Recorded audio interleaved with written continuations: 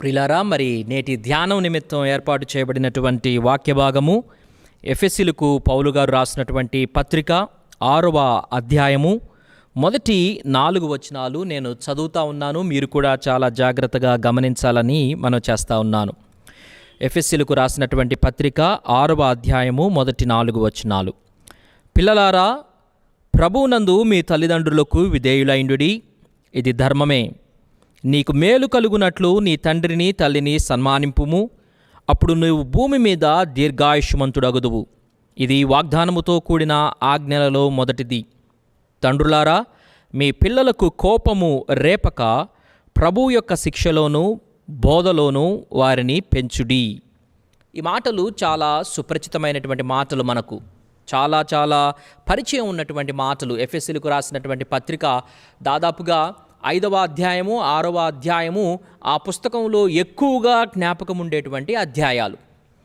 ఈ ఎఫెసీలకు రాసినటువంటి పత్రిక ఉన్నటువంటి 6 అధ్యాయాల్లో మొదటి 3 అధ్యాయాలు డాక్ట్రినల్గా మనకు విషయాలు కనబడతా ఉంటాయి, సైద్ధాంతికపరమైనటువంటి విషయాలు కనబడతా ఉంటాయి. చివరి 3 అధ్యాయాలు ప్రాక్టికల్ క్రిస్టియన్ లైఫ్ గురించినటువంటి విషయాలు కనబడతా ఉంటాయి. ఒక వ్యక్తిగత క్రైస్తవ జీవితము, కుటుంబంలో క్రైస్తవుని జీవితము, సమాజంలో క్రైస్తవుని జీవితము, ఇలాంటి విషయాలు మన దైనందిన జీవితంలో మనం చూపించదగిన మాదిరి క్రైస్తవ జీవితానికి కావలసినటువంటి సూచనలు మనకు కనబడతా ఉంటాయి. మొదటి 3 అధ్యాయాలు డాక్ట్రినల్ టీచింగ్ ఉంటుంది, చివరి 3 అధ్యాయాలు ప్రాక్టికల్ విషయాలు మనకు కనబడతా ఉంటాయి. సైద్ధాంతికపరమైన విషయాలు, వాస్తవిక జీవితానికి దగ్గరగా ఉన్న మాదిరికరమైనటువంటి విషయాలు రెండు కలిపి, ఈ 2 విషయాల మీద ఒకవేళ మనం పునాది వేసుకోగలిగితే ఎగ్జాంపులరీ క్రిస్టియన్ లైఫ్ని మనం ఈ సొసైటీలో చూపించడానికి అవకాశం ఉంటుంది అని చాలామంది భక్తులు వాపోతూ ఉన్నారు. దానిలో భాగంగా 6వ అధ్యాయం 1 నుండి 4 వరకు ఉన్నటువంటి వచనాలు ఈ రోజున మనం చదువుకున్నాం. పిల్లలకు, తల్లిదండ్రులకు కొన్ని సూచనలు ఇక్కడ ఇస్తా ఉన్నాడు పౌలు గారు. గమనించండి, సందర్భం ఎక్కడ ప్రారంభమైంది, కాంటెక్స్ట్ ఎక్కడ ప్రారంభమైంది అని అంటే 5వ అధ్యాయము 15వ వచనంలో ప్రారంభమైంది. ఏమని అంటా ఉన్నాడు అక్కడ?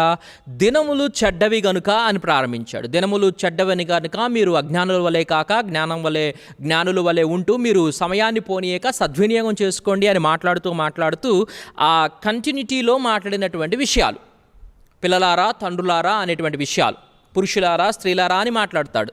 ఆ తర్వాత తండ్రులారా పిల్లలారా అని మాట్లాడతాడు. ఈ విషయాలు మనకందరికీ కూడా తెలుసు.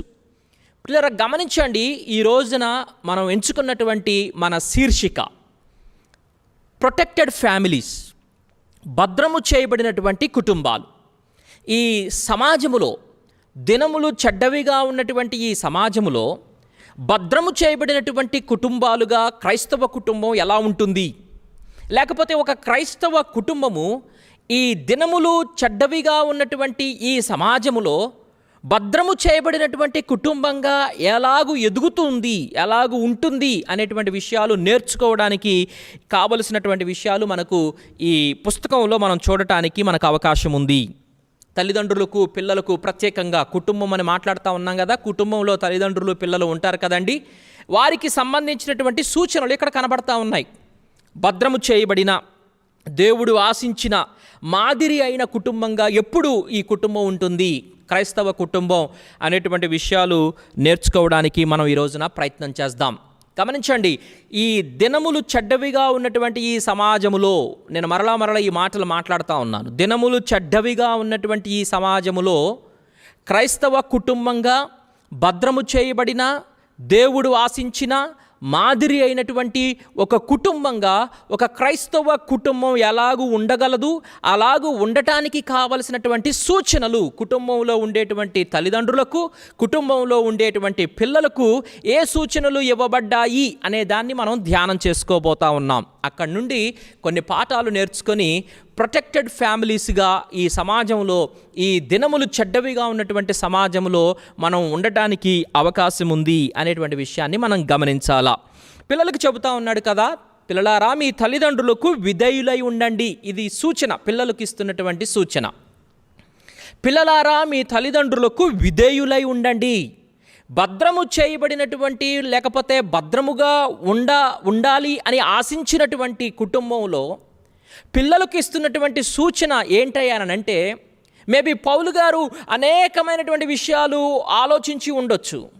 దినములు చెడ్డవి గనుక అని ప్రారంభించి ఆయన అనేకమైనటువంటి విషయాలు ఆలోచించి వీటన్నిటిలో నుండి క్రోడీకరించి ఒక్క మాటలో చెప్తున్నటువంటి విషయం ఏంటయ్యానంటే, పిల్లలారా మీ తల్లిదండ్రులకు విధేయులై ఉండండి అనేటువంటి మాటను ఇక్కడ చెప్పటం మనం చూస్తూ ఉన్నాం. ఒక ప్రశ్నకు కొన్ని సమాధానాలు తీసుకోవడానికి మనం ప్రయత్నం చేద్దాం ఈ రోజున. ఇంకొక వారం మాట్లాడుతూ ఉన్నప్పుడు ఇంకొన్ని విషయాలు మాట్లాడటానికి ప్రయత్నం చేద్దాం. ఏంటి ఆ ప్రశ్న అనంటే, అసలు పిల్లలు ఎందుకు విధేయులై ఉండాలి? పౌలు గారు పిల్లలకు మీ తల్లిదండ్రులకు విధేయులై ఉండండి అనేటువంటి మాటను ఎందుకు చెబుతా ఉన్నాడు అనే విషయానికి, అనే ప్రశ్నకు సమాధానాన్ని రాబట్టడానికి మనం ప్రయత్నం చేద్దాం. ఎందుకు విధేయులై ఉండాలి అని మాట్లాడుతూ ఉన్నప్పుడు మొట్టమొదటి సమాధానం ఏంటయ్యానంటే, వచనంలోనే మనం చూస్తూ ఉన్నాం, పిల్లలారా ప్రభువునందు మీ తల్లిదండ్రులకు విధేయులై ఉండండి, ఇది ధర్మమే అని మాట్లాడుతూ ఉన్నాడు. ఇట్ ఈజ్ రైట్, ఇది ధర్మము. పిల్లలు తల్లిదండ్రులకు ఎందుకు విధేయులై ఉండాలి అని అంటే, మొట్టమొదటి సమాధానం ఇది ధర్మము. గమనించండి, ఒకవేళ ఈ మాటలు ఇప్పుడు పిల్లలుగా ఉన్నటువంటి వారు, కుటుంబాల్లో పిల్లలుగా ఉన్నటువంటి వారు వినటం లేదేమో.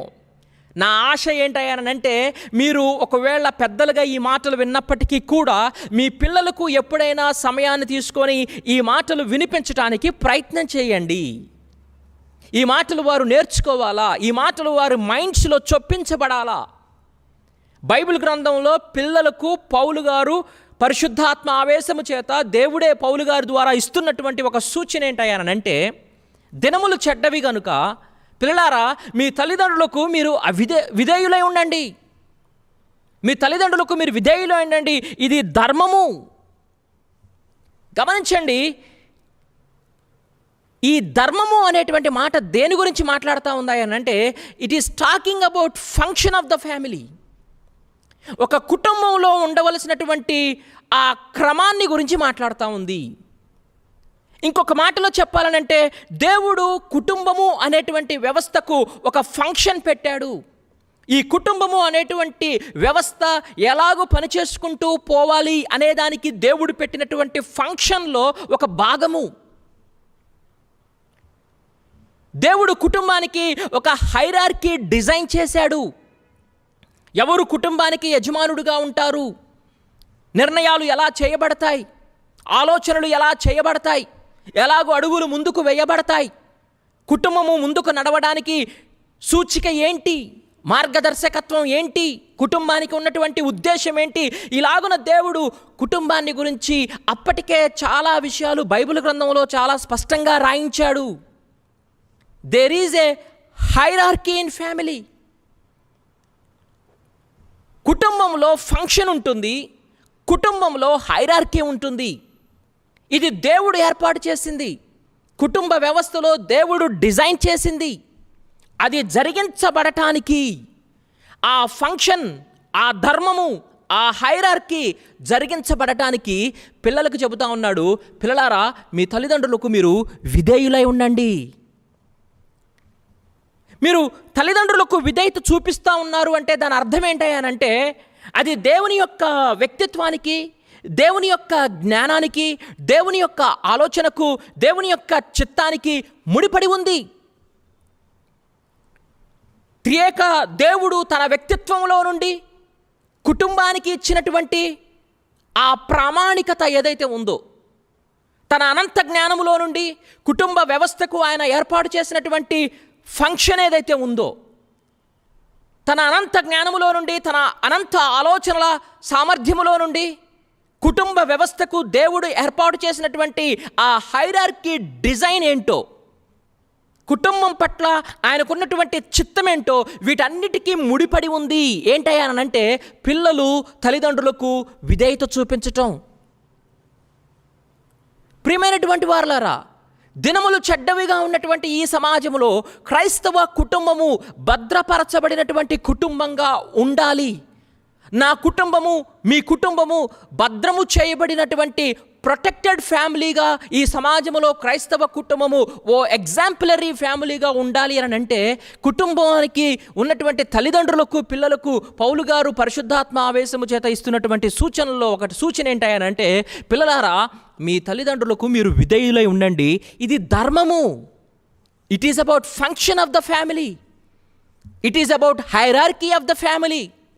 ఇది దేవుని యొక్క జ్ఞానానికి, దేవుని యొక్క చిత్తానికి, దేవుని యొక్క వ్యక్తిత్వానికి, దేవుని యొక్క ఆలోచనకు ముడిపడి ఉన్నటువంటి విషయము. ఒకవేళ మీరు విధేయత చూపిస్తూ ఉన్నారు అని అంటే, ఒకవేళ పిల్లలారా మీ తల్లిదండ్రులకు మీరు విధేయత చూపించటం లేదు అని అంటే, it is effecting God directly. దేవుని యొక్క వ్యక్తిత్వానికి అది ఎఫెక్ట్ చేస్తుంది. పిల్లలారా మీరు గమనించండి, ఒకవేళ వినేటువంటి వారిలో ఎవరైనా పిల్లలు ఉన్నట్లయితే, లేకపోతే వినేటువంటి వారికి ఇంకా పెద్దలైనప్పటికీ కూడా వాళ్ళ తల్లిదండ్రులు ఇంకా ఉన్నప్పటికీ కూడా, మీకు సంబంధించినటువంటి మాటలు, నాకు సంబంధించినటువంటి మాటలు, తల్లిదండ్రులకు విధేయత చూపించటం అనేది అది దేవుని చిత్తానికి, దేవుని జ్ఞానానికి, దేవుని ఆలోచనకు సంబంధించింది. ఒకవేళ నువ్వు తల్లిదండ్రులకు విధేయత చూపించటం లేదు అని అంటే, దేవుడు ఏర్పాటు చేసినటువంటి కుటుంబ ధర్మానికి, ఫంక్షన్ ఆఫ్ ద ఫ్యామిలీకి, హైరార్కీ ఆఫ్ ద ఫ్యామిలీకి, ఆ మాటకొస్తే దేవునికి, అది ఎఫెక్ట్ చేస్తుంది. It is effecting directly God. So be careful my dear friends and my dear children. అందుకోసమే నేను చెబుతా ఉన్నాను, తల్లిదండ్రులారా, ఒకవేళ మీ పిల్లలు ఇప్పుడు మీ పక్కన లేకపోయినట్లయితే ఎప్పుడైనా సమయాన్ని తీసుకొని వారికి ఈ మాటలు వినబడేలా చేయండి. క్రైస్తవ కుటుంబములో ఉన్నటువంటి పిల్లలు తల్లిదండ్రులకు విధేయత చూపించటం అనేది ఇట్ ఈస్ అబౌట్ గాడ్. అందుకోసమనే ప్రభువునందు మీ తల్లిదండ్రులకు విధేయులో ఉండండి అనేటువంటి మాటను చెబుతా ఉన్నాడు. రెండవ సమాధానం, ఎందుకు పిల్లలు విధేయులై ఉండాలా, ఎందుకు పిల్లలు తల్లిదండ్రులకు విధేయత చూపించాలా అనంటే అది పిల్లల సంక్షేమం కోసం, నీ సంక్షేమం కోసం, నీ శ్రేయస్సు కోసం, నీ మంచి కోసం నువ్వెందుకు విధేయత చూపించాలా తల్లిదండ్రులకు అనంటే అది నీకు సంక్షేమం, అది నీకు శ్రేయస్సు, అది నీకు మంచిది. పిల్లలారా, మీరు ఎప్పుడైతే మీ తల్లిదండ్రులకు విధేయత చూపిస్తూ ఉంటారో, ఎప్పుడైతే మీ తల్లిదండ్రులకు అనగా మీ కుటుంబంలో దేవుడు ఏర్పాటు చేసినటువంటి హైరార్కీ ఏదైతే ఉందో, దేవుడు ఏర్పాటు చేసినటువంటి ఆ యాజమాన్యం ఏదైతే ఉందో, దేవుడు ఏర్పాటు చేసినటువంటి అధికారం ఏదైతే ఉందో, ఆ అధికారానికి మీరు లోబడుతూ ఉన్నప్పుడు జరిగేటువంటి విషయం ఏంటంటే దేవుడు పెట్టినటువంటి అధికారానికి మీరు లోబడతా ఉన్నారు కాబట్టి అల్టిమేట్ అథారిటీకి లోబడేటువంటి పరిస్థితి కూడా మీలో అనుకోకుండానే కలుగుతుంది. పరిపూర్ణమైనటువంటి అంతిమ అధికారము లేదా అంతిమ అధికారి దేవుడుగా ఉన్నటువంటి వానికి కూడా లోబడటం మీకు నేర్పించబడుతుంది. మీరు నేర్చుకోవడానికి అవకాశం ఉంటుంది. దేవునికి విధేయత చూపించడం మీకు అలవాటు పడుతుంది. మీరు ఎప్పుడైతే దేవునికి విధేయత చూపించడం అలవాటు పడుతుందని అంటా ఉన్నానో, ఇంకొక మాటలో చెప్పాలనంటే అది ప్రాక్టికల్గా మన జీవితాల్లో ఎక్కడ జరుగుతాయి అనంటే వాక్యానికి విధేయత చూపించడంలో కనబడుతుంది. గమనించండి, మీరు తల్లిదండ్రులకు విధేయులై ఉండటం, తల్లిదండ్రులకు విధేయత చూపించడం అనేది దేవునికి విధేయత చూపించడంతో ముడిపడి ఉంది. దేవునికి విధేయత చూపించడం అనేది వాక్యానికి విధేయత చూపించడంతో ముడిపడి ఉంది. వాక్యానికి విధేయత చూపించడం అనేది సంఘములో దేవుడు ఏర్పాటు చేసినటువంటి అధికారము, లోబడటము అనేటువంటి విషయాలను కూడా నేర్పించటానికి కూడా, సులభతరం చేయటానికి కూడా ఉపయోగపడే అంశంగా ఉంది. ఎక్కడి నుండి ఎక్కడికి వెళ్తా ఉందో మనం గమనించాలి. ఇదంతా కూడా తల్లిదండ్రులకు విధేయులుగా ఉండటము, తల్లిదండ్రులకు విధేయత చూపించటం అనేది, ఆ విధేయత చూపించాలి, ఆ అధికారానికి మీరు లోబడాలి అనేటువంటి విషయము దేవుని చేత ఏర్పాటు చేయబడినటువంటి అధికారానికి మీరు లోబడతా ఉన్నారు కాబట్టి దేవునికి లోబడతా ఉన్నారు. దేవునికి లోబడతా ఉన్నారు అని అంటే వాక్యానికి లోబడతా ఉన్నారు. వాక్యానికి విధేయత చూపిస్తూ ఉన్నారనంటే సంఘములో దేవుడు ఏర్పాటు చేసినటువంటి అధికారము, సంఘములో దేవుడు ఏర్పాటు చేసినటువంటి హైరార్కీ కూడా మీకు విధేయత చూపించడం అలవాటు చేస్తుంది. విధేయత చూపించడం అలవాటు చేస్తుంది. సో కుటుంబంలో మీరు కలిగి ఉండేటువంటి విధేయత అది దేవునికి విధేయత నేర్పిస్తుంది, వాక్యానికి విధేయత నేర్పిస్తుంది, సంఘములో విధేయులుగా ఉండటానికి మీకు నేర్పించేటువంటి విషయంగా ఉంది. వీటన్నిటినీ ఒక దగ్గరగా పెడితే అనగా ఈ కుటుంబము, దేవుడు, వాక్యము, సంఘము, ఈ అన్ని ఏరియాస్లో మీరు విధేయత చూపించటం అనేది మీకు పునాదిగా ఉన్నట్లయితే జరిగేటువంటి విషయం ఏంటంటే మీలో క్రీస్తు సారూప్యత కలుగుతుంది అనేదానికి సూచన. క్రీస్తు సారూప్యత కలుగుతుంది అనేదానికి సూచన. క్రీస్తు జీవితంలో కూడా మనం ఇదే గమనిస్తూ ఉంటాం. క్రీస్తు సారూప్యంలోనికి మనం ఎదుగుతూ ఉంటాం. క్రీస్తు సారూప్యంలోనికి ఎదగడం అనేది నీకు సంక్షేమం, అది నీకు శ్రేయస్సు, అది నీకు ఆశీర్వాదం. అంత మాత్రమే కాదు, కుటుంబంలో దేవునికి, వాక్యానికి, సంఘములో అధికారమునకు నువ్వు విధేయత చూపించడం నీకు నేర్పించబడతా ఉన్నప్పుడు, దాన్ని నువ్వు ఆపాదించుకొని, నువ్వు అలవర్చుకొని, దాన్ని నువ్వు చూపిస్తూ ఉన్నప్పుడు యేసుక్రీస్తు ఎలాంటి విధేయత అయితే చూపించాడో అలాంటి విధేయత నీలో కలుగుతూ ఉంది కాబట్టి క్రీస్తు యొక్క మనస్సు కూడా నీలో కలిగేటువంటి అవకాశం ఉంది. ఇది నీకు శ్రేయస్సు, ఇది నీకు సంక్షేమం. కాబట్టి పిల్లలారా, ప్రభువునందు మీ తల్లిదండ్రులకు లోబడి ఉండండి, విధేయత చూపించండి అని మాట్లాడుతూ ఉన్నప్పుడు పిల్లలు ఎందుకు విధేయత చూపించాలి అని అంటే అది కుటుంబ ధర్మము, దేవుడు ఏర్పాటు చేసినటువంటి ఫంక్షన్, దేవుడు ఏర్పాటు చేసినటువంటి హైరార్కీ. ఇది దేవుని యొక్క వ్యక్తిత్వంతో ముడిపడి ఉన్న విషయం, దేవుని యొక్క జ్ఞానంతో ముడిపడి ఉన్న విషయం, దేవుని యొక్క ఆలోచనకు ముడిపడి ఉన్న విషయం, దేవుని యొక్క చిత్తానికి ముడిపడి ఉన్నటువంటి విషయం. విధేయత చూపించటం, విధేయత చూపించకపోవటం అనేది డైరెక్ట్లీ ఎఫెక్టింగ్ గాడ్. పిల్లలు దేవునికి ఎందుకు విధేయత చూపించాలి అని అంటే అది పిల్లలకు సంక్షేమం, అది పిల్లలకు శ్రేయస్సు. ఏంటి ఆ శ్రేయస్సు అని అంటే వాళ్ళు రకరకాల ఏరియాస్లో ఉన్నటువంటి అధికారానికి, దేవుడు ఏర్పాటు చేసినటువంటి అధికారానికి విధేయత చూపించడం వాళ్ళు నేర్చుకుంటారు. కుటుంబాలలో తల్లిదండ్రులకు విధేయత చూపించేటువంటి అలవాటు లేకపోతే, కుటుంబాలలో తల్లిదండ్రులకు లోబడేటువంటి తత్వం లేకపోతే నువ్వు ఎక్కడా విధేయత చూపించలేవు. ఒకవేళ చూపిస్తా ఉన్నావా అది వేషధారణ కింద లెక్క కట్టాల్సిందే. నువ్వు ఇంటిలో విధేయత చూపించకుండా సంఘంలో వచ్చి కనపడినటువంటి పెద్దలందరికీ కూడా అంకుల్ అంకుల్ నమస్తే అంకుల్ నమస్తే అంకుల్ ప్రైజ్ లార్డ్ అంటావు అంటే వేషధారణ అది. నువ్వు సంఘములో కానీ, వాక్యం దగ్గర కానీ, దేవుని దగ్గర కానీ నువ్వు చూపించేటువంటి విధేయత అది నీకు ప్రారంభమవుతుంది అని అంటే తల్లిదండ్రులకు చూపించేటువంటి విధేయత దగ్గర ప్రారంభమవుతుంది. ఇవన్నీ కూడా ఇంటర్ కనెక్టెడ్ విషయాలు, వేరైనటువంటి విషయాలు కాదు.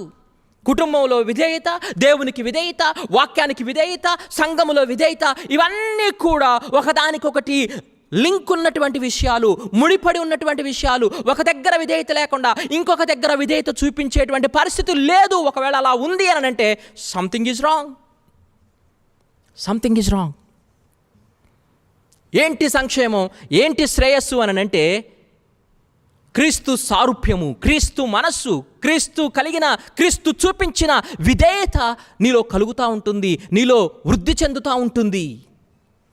నువ్వు ప్రతి ఏరియాలో కూడా విధేయత చూపించడం నువ్వు నేర్చుకుంటూ ఉన్నట్లయితే. మూడవ సమాధానం, ఎందుకు పిల్లలు విధేయులై ఉండాలి? ఎందుకు పిల్లలు విధేయులై ఉండాలంటే ఒక భక్తుడు ఏమన్నాడు ఆయన అంటే because they don't know what they don't no.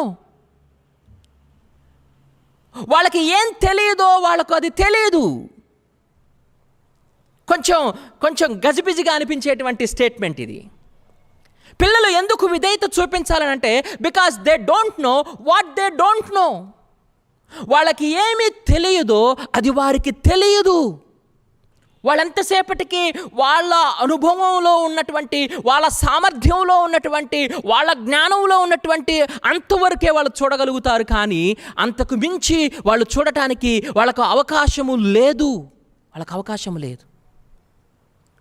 So ప్రియమైనటువంటి వారలారా, పిల్లలు ఎందుకు విధేయులై ఉండాలి దేవునికి? పిల్లలు ఎందుకు విధేయులై ఉండాలనంటే it is about the question of experience. The question of experience, అనుభవానికి సంబంధించినటువంటి విషయం, అనుభవ జ్ఞానానికి సంబంధించినటువంటి విషయం. పిల్లలు తమ చిన్న వయసులో, పిల్లలు తమకున్నటువంటి జ్ఞానంలో, తమకున్నటువంటి సామర్థ్యంలో వారి తల్లిదండ్రులు చూసి వచ్చినటువంటి అనుభవాల గుండా వాళ్ళు వెళ్ళలేరు, వాళ్ళు ఆలోచించలేరు, వాళ్ళకి సామర్థ్యం తక్కువ, వాళ్ళు చూడలేరు. Because they don't know what they don't know. వాళ్ళకి ఏమి తెలియదో వాళ్ళకు తెలీదు. It is question of experience, అనుభవానికి సంబంధించినటువంటి విషయం. కాబట్టి పిల్లలు విధేయులై ఉండాలా, పిల్లలు తండ్రికి విధేయులై ఉండాలా.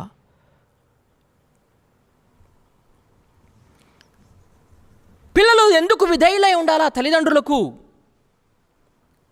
4వ సమాధానం ఏంటంటే పిల్లలారా గమనించండి, మీ తల్లిదండ్రులు మీ యొక్క పెంపకానికి బాధ్యులు. బైబిల్ గ్రంథం చెప్తున్నటువంటి మాట, మీ యొక్క జీవితానికి వాళ్ళు గృహ నిర్వాహకులు. వాళ్ళు లెక్క అప్పగించవలసినటువంటి వారిగా మిమ్మల్ని పెంచవలసినటువంటి వారై ఉన్నారు. పిల్లలారా గమనించండి, పిల్లలు ఎందుకు దేవునికి విధేయులై ఉండాలనంటే పిల్లలారా మీ తల్లిదండ్రులు మీ జీవితానికి బాధ్యులు. మీ జీవితానికి వాళ్ళు గృహ నిర్వాహకులు. దేవునికి వారు మీ జీవితాన్ని బట్టి లెక్క అప్పగించవలసినటువంటి వారు. కాబట్టి మీరు సహకరించండి, తల్లిదండ్రులకు సహకరించండి. రేపొద్దున దేవుడు వచ్చి ఆ లెక్క చెప్పు అన్నప్పుడు మీ తల్లిదండ్రులు చెప్పినటువంటి లెక్కను చూసి బలా మంచి నమ్మకమైన నా దాసుడా అని మీ తల్లిదండ్రుల గురించి దేవుడు చెప్పాలి అని అంటే మీరు సహకరిస్తేనే కదా, మీ తల్లిదండ్రులకు మీరు విధేయత చూపిస్తేనే కదా. వారి బాధ్యత మీ మీద నిర్వర్తించబడేది, వారి యొక్క గృహ నిర్వాహకత్వము, స్టివర్డ్షిప్ మీ మీద నిర్వర్తించబడేది, మంచి లెక్క అప్పగించవలసినటువంటి తల్లిదండ్రులుగా ఉండగలిగేది. So children, please obey, please cooperate to your parents. పిల్లలు ఎందుకు విధేయత చూపించాలి అని అంటే, పిల్లల జీవితాలకు తల్లిదండ్రులు బాధ్యులు, గృహ నిర్వాహకులు, వాళ్ళు లెక్క అప్పగించవలసినటువంటి వారుగా ఉన్నారు పిల్లల పట్ల. కాబట్టి పిల్లలారా, మీ తల్లిదండ్రుల విజయంలో మీరు పాలిభాగస్తులు అవ్వాలి. మీ తల్లిదండ్రులను మీరు గెలిపించాలి. మీ తల్లిదండ్రుల విజయానికి మీరు కారకులు అవ్వాలి. రేపొద్దున దేవుని ఎదుట మీ గురించి వాళ్ళు లెక్క అప్పగిస్తూ ఉన్నప్పుడు, అయ్యా నువ్వు నాకు ఇచ్చినటువంటి సొలొమోను ఇదిగో ఈ విధంగా పెంచాను అని లెక్క అప్పచెపుతా ఉన్నప్పుడు, అయ్యా నువ్వు నాకు ఇచ్చినటువంటి సుకుమారుని ఈ విధంగా నేను పెంచాను అని నువ్వు చెప్తా ఉన్నప్పుడు, తల్లిదండ్రులను దేవుడు బలా మంచి నమ్మకమైన దాసుడా అని అనాలంటే నువ్వు నీ తల్లిదండ్రులకు సహకరించాలి. నీవు నీ తల్లిదండ్రులకు విధేయత చూపించాలి. వారి విజయంలో నువ్వు పాలిభాగస్తుడు అవ్వాలి. వారి విజయానికి ఒక రకంగా కారకుడు అవ్వాలి అని అంటే నువ్వు విధేయత చూపించాలి.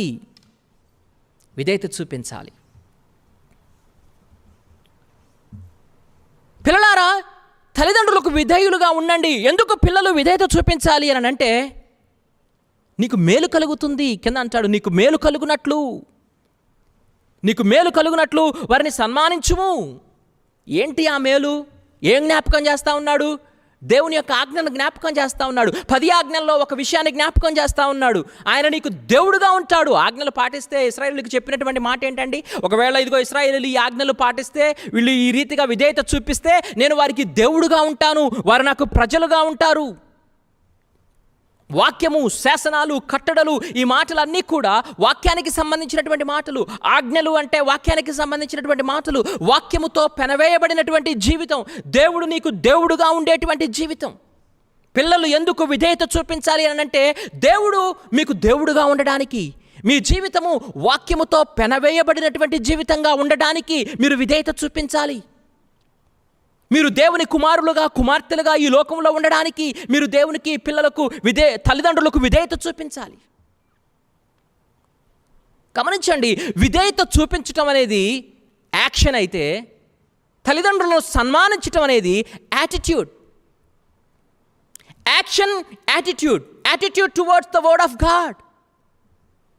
10 ఆజ్ఞల్లో చెప్పాడు కదా, నువ్వు దీర్ఘాయుష్మంతుడు బాగున్నట్లు నీ తల్లిని, నీ తండ్రిని సన్మానించు అన్నప్పుడు, ఆ చెప్పబడినటువంటి దేవుని వాక్యానికి నువ్వు చూపించేటువంటి attitude, it is talking about attitude. తల్లిదండ్రులకు విధేయులుగా ఉండండి అంటే, విధేయత అనేది ఇట్స్ అన్ యాక్షన్. విధేయత అనేది ఇట్స్ అన్ యాక్షన్. సన్మానించుము అనేది it is an attitude towards God. ఎప్పుడైతే యాక్షన్ అండ్ యాటిట్యూడ్ ఈ రెండు కలుస్తాయో, అది దేన్ని చూపిస్తాయి అని అంటే, మన ఫెయిత్ని చూపిస్తాయి, మన బిలీఫ్ సిస్టాన్ని చూపిస్తాయి.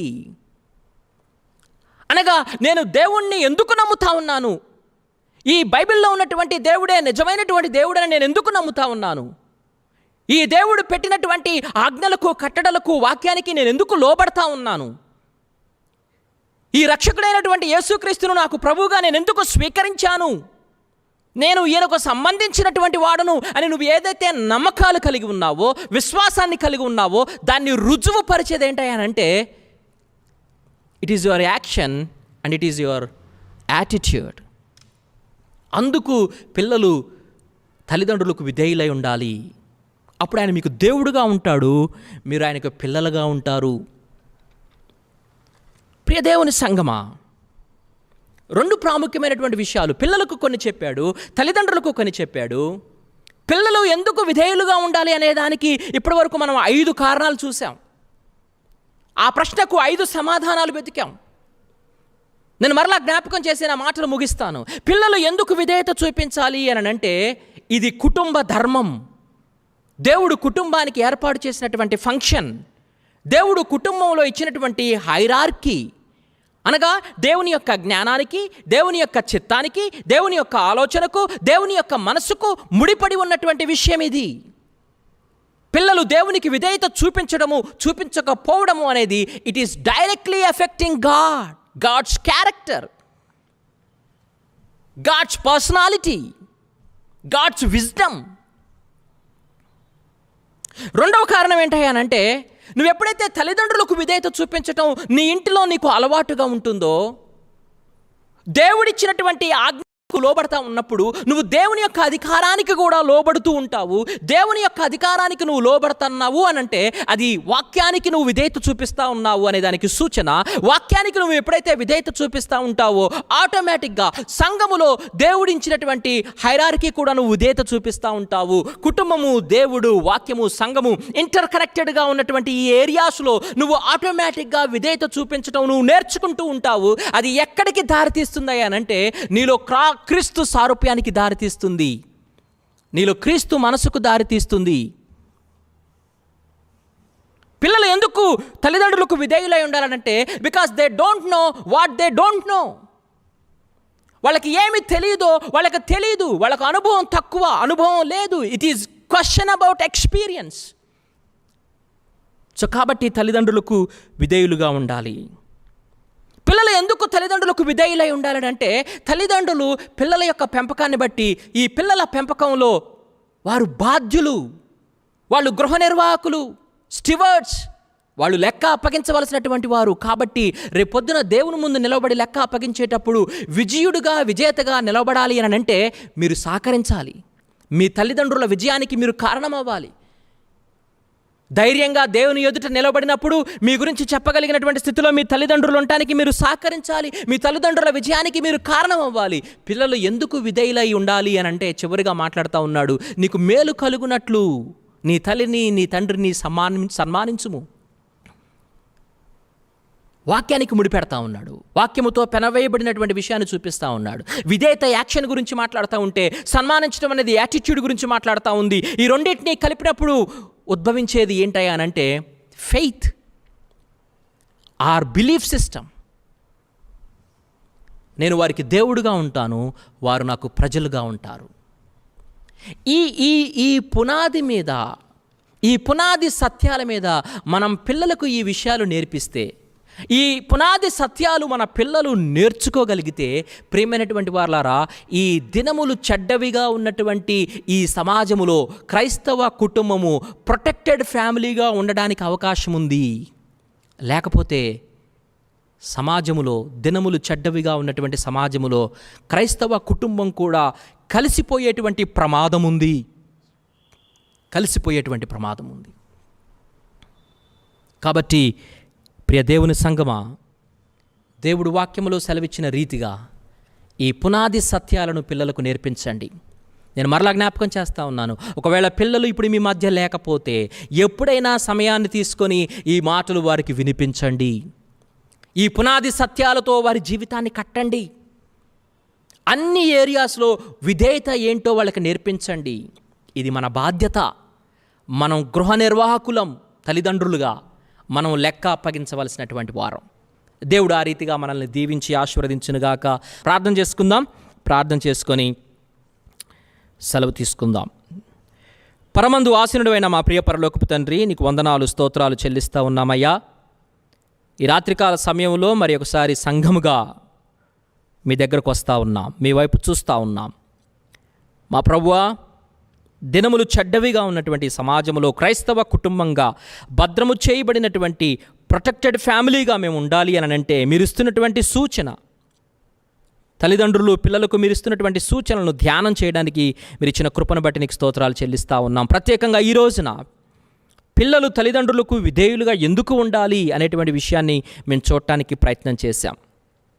మా ప్రభువా, అలాగున తల్లిదండ్రులుగా మేము ఈ పునాది సత్యాలు మా పిల్లలకు నేర్పించడానికి, మా పిల్లలు కూడా ఈ సత్యాలను వారికి పునాదిగా ఉంచుకోవడానికి, తద్వారా కుటుంబంలో, సంఘములో, సమాజంలో ఓ మంచి క్రైస్తవ మాదిరి పౌరునిగా ఎదుగులాగున మా కుటుంబాలను దీవించి ఆశీర్వదించమని, భద్రపరచమని వేడుకుంటూ ఉన్నాం.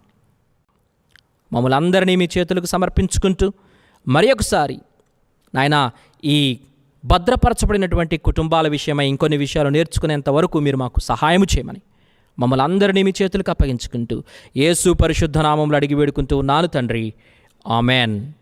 పరలోకమందున్న మా తండ్రి, నీ నామం పరిశుద్ధపరచబడునుగాక, మీ రాజ్యం వచ్చునుగాక, మీ చిత్తం పరలోకమందు నెరవేర్చున్నట్లు భూమి యందు నెరవేరునుగాక.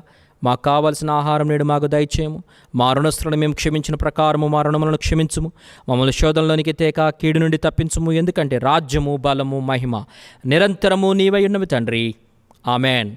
మన తండ్రి అయిన దేవుని ప్రేమ, కుమారుడైన యేసుక్రీస్తు యొక్క కృప, పరిశుద్ధాత్మని యొక్క అన్యోన్య సహవాసం ఇప్పుడును ఎల్లప్పుడును ఈనాటి ఆరాధనలో పాల్గొన్న వారికిని సకల పరిశుద్ధులకును సదాకాలము తోడైండునుగాక. ఆమెన్.